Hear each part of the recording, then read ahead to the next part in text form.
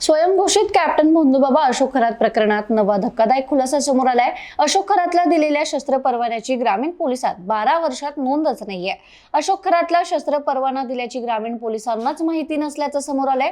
जिल्हा प्रशासनाने परवाना दिल्यानंतर ग्रामीण पोलिसांना माहिती देणं बंधनकारक असतानाही कोणतीही माहिती नाही। शस्त्र परवाना मिळवण्यासाठी अत्यंत कठोर प्रक्रिया असताना अशोक खरातला हा परवाना नेमक्या कोणत्या कागदपत्रांच्या आधारे मिळाला याचं गूढ वाढलंय।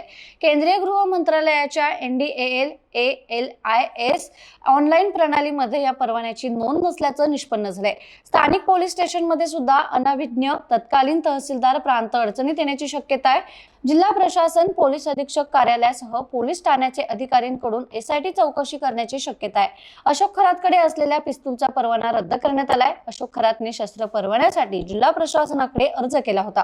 तत्कालीन जिल्हाधिकाऱ्यांच्या मंजुरीनंतर 15 ऑक्टोबर 2012 रोजी त्याला हा परवाना देण्यात आला होता। विशेष म्हणजे या परवान्याचे नुकतेच 1 जानेवारी 2024 रोजी नूतनीकरण करण्यात आल्याची नोंदही प्रशासकीय दप्तरी आढळली आहे।